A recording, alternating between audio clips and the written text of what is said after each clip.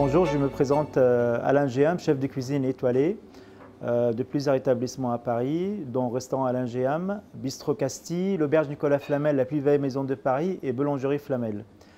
Je suis franco-libanais, je suis né en Libéria, en Monrovia, mes parents d'origine libanaise et j'ai grandi entre le Libéria, le Liban et la France depuis 21 ans.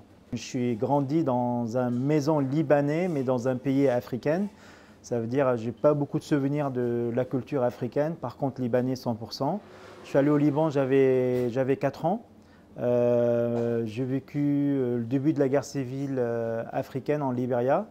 Il y a eu un coup d'État dans les années 80. Ensuite, je suis allé au Liban et malheureusement, j'ai vécu toute la guerre civile libanaise pendant 15 ans. Qu'il me reste de souvenirs de Liban, à part la guerre civile, c'est vraiment le bruit des casseroles.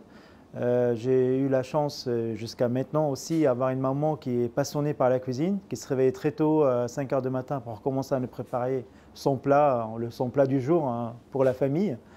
Et moi à 5 h, 6 h, ma chambre était juste à côté de la cuisine. Je me réveillais le matin. Un coup c'était de bombardement, des missiles qui tombaient sur les maisons qui sont à côté de nous. Et des fois c'est ma mère qui est en train de faire remuer, mijoter des plats et faire de bruit avec la louche, les casseroles et tout cette bruit de cuisine. Je suis passé par d'autres pays. C'est vrai qu'on revient sur l'origine de ces peuples libanais. C'est des Phéniciens, c'est des voyageurs.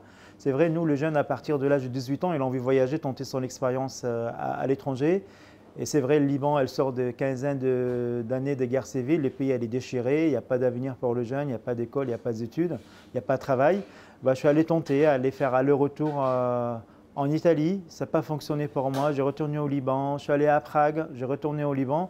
Et ensuite, j'ai ramené ma petite sac à dos à Paris le 2 mars 1999. Le voyage allait dérouler un peu, c'était compliqué parce que la fête, tu viens dans un pays, tu connais personne, tu ne parles pas la langue.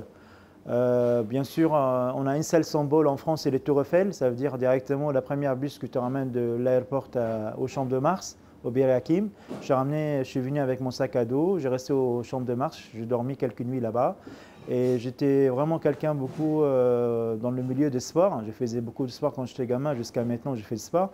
Je jouais du basketball dans le terrain de basket qui est dans le Champ de Mars. Et un jour, j'ai rencontré un jeune qui m'a présenté son oncle, qui tient des chantiers à Paris. Et c'est le chantier qui m'a permis de sortir de la rue. Et j'ai commencé mon premier job à Paris, c'est de la peinture et ravalement de façade à l'extérieur. Mes débuts de la cuisine, c'était au bout de 2-3 mois, je commence à rencontrer des gens dans le chantier. Et j'ai appris à quelqu'un, un traiteur libanais dans le 16e arrondissement qui cherchait un aide qui fait nettoyage, qui fait de la cuisine, monsieur qui fait tout. Je suis venu engager chez lui. Et le matin, je suis allé à 5 h du matin au chantier. J'ai terminé à 5 h et ensuite retourné dans ces traiteurs-là à faire la plonge, le ménage et la cuisine aussi. Et un jour, après j'ai terminé mon chantier, je suis arrivé à 18 h, je vois le patron sur le port dans son restaurant. Il était en panique totale, il mangeait ses ongles. Et il disait, voilà, je dis, qu'est-ce qui t'est arrivé? Il m'a dit, voilà, le cuisinier s'est blessé, il est parti à l'hôpital. Et là, je l'ai gardé comme ça. J'ai vu tout mon avenir qui tombe dans cette moment-là. Je suis allé me sauter directement sur la cuisine. Je commençais à faire les mises en place, servir les commandes qu'il y avait à importer et quelques clients qui étaient sur place. Et je me souviendrai, j'oublierai jamais 7 jours parce que c'était mon premier jour que vraiment je fais à manger à Paris. C'était le déclic de toute mon carrière parce que ce monsieur-là, il a vu qu'est-ce que je sais faire. La grande question c'était, ah bon, tu es cuisinier?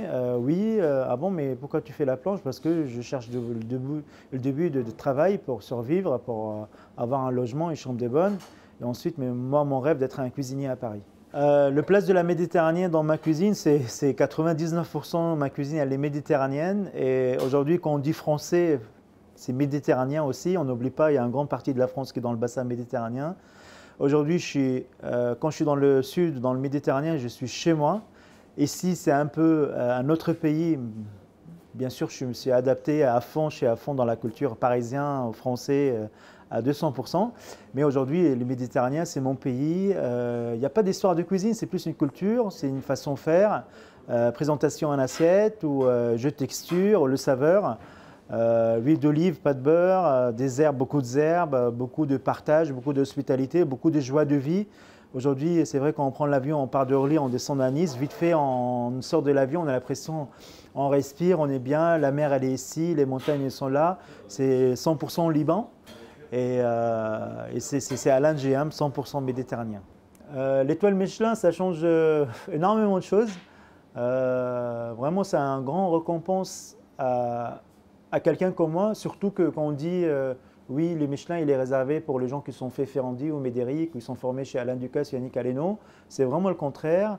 C'est un certificat de quelqu'un autodidacte comme moi qui n'a pas eu de formation professionnelle pour lui dire que tu es un bon cuisinier.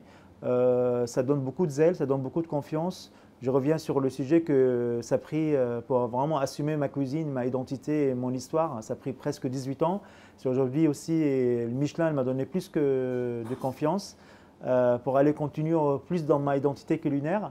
Pour dire, en fait, c'est Alain Géham, franco-libanais. Sa cuisine, c'est une cuisine française de cœur avec d'influence libanaise, c'est mes racines. C'est dire merci à maman aussi qui m'a appris ce métier-là. Aujourd'hui, l'étoile Michelin, ça fait une fierté d'une population entière comme les Libanais. Je suis le seul chef d'origine libanaise qui est étoilé. C'est des 20 millions Libanais, diaspora libanaise qui sont à l'étranger. Il y a peu de chefs qui sont dans le Proche-Orient, dans le pays d'Arabes ou autour, au pays de Golfe. C'est énormément de fierté et c'est comme un rêve. Si je devais résumer le Méditerranéen, je dis le mot partage. Parce que c'est déjà partager une cuisine et des produits de culture. Si on va aussi le bassin méditerranéen, c'est vraiment ça un cercle. C'est vraiment le partage, voilà. Le main dans le main, ça fait un grand cercle comme le Méditerranée.